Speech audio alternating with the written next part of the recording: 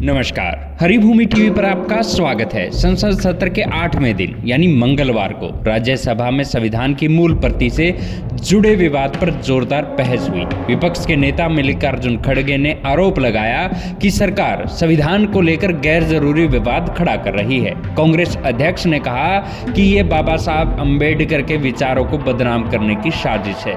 इस पर सभापति जगदीप धनखड़ ने जवाब दिया कि संविधान की मूल प्रति का प्रसार जरूरी है ताकि देश की जनता असली दस्तावेज को देख सके।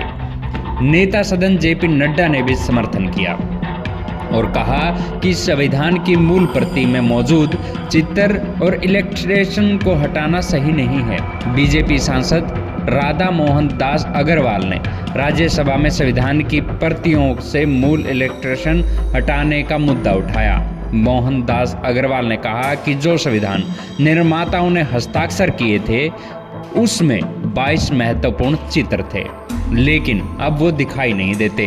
अग्रवाल ने सवाल किया कि क्या इसे बिना राष्ट्रपति की अनुमति के बदला गया है। सभापति धनखड़ ने भी कहा कि संविधान में हुए संशोधनों को मान्यता दी जानी चाहिए, लेकिन ये जरूरी है कि मूल प्रति को सुरक्षित रखा जाए। धनखड़ ने कहा कि संविधान को किसी भी तरह से तोड़ मरोड़ कर पेश नहीं किया जाना चाहिए।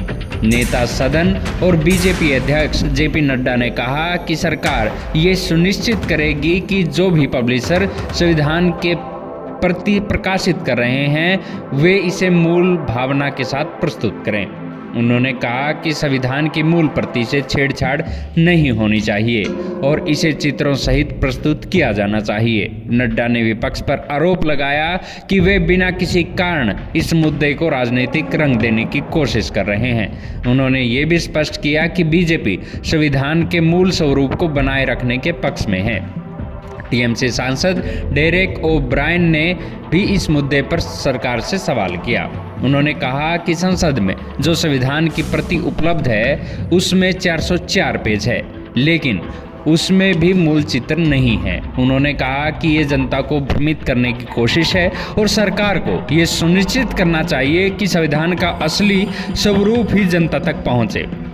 विपक्षी दलों ने इस मुद्दे पर सरकार से स्पष्ट जवाब मांगा।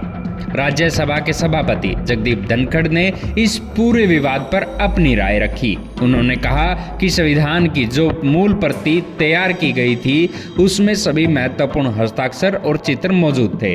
उनका कहना था कि कोई भी बदलाव राष्ट्रपति के हस्ताक्षर के बिना संभव नहीं है। उन्होंने इस बात पर जोर दिया कि संविधान को उनके मूल स्वरूप में रखा जाना चाहिए।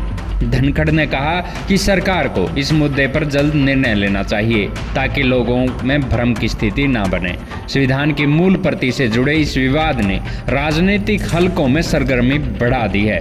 कांग्रेस और अन्य विपक्षी दलों ने सरकार पर संविधान से छेड़छाड़ करने का आरोप लगाया, जबकि बीजेपी ने इसे एक ऐतिहासिक दस्तावेज के संरक्षण का मामला बताया।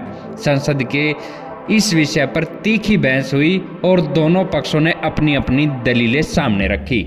राजनीतिक विश्लेषकों का मानना है कि ये विवाद आगामी चुनावों में भी बड़ा मुद्दा बन सकता है। संविधान की मूल प्रति को लेकर राज्यसभा में हुई बहस के बाद लोकसभा में भी ये मुद्दा उठा। विपक्षी सांसदों ने सरकार से पूछा कि क्या संविधान के बिना अनुमति के कोई बदलाव किया जा सकता है। वित्त मंत्री निर्मला सीतारमण ने भी इस पर अपनी प्रतिक्रिया दी। उन्होंने कहा संविधान को उसके मूल स्वरूप में रखा जाना जरूरी है। उन्होंने कहा कि अगर कोई गलती हुई है तो उसे सुधारने के लिए उचित कदम उठाने होंगे।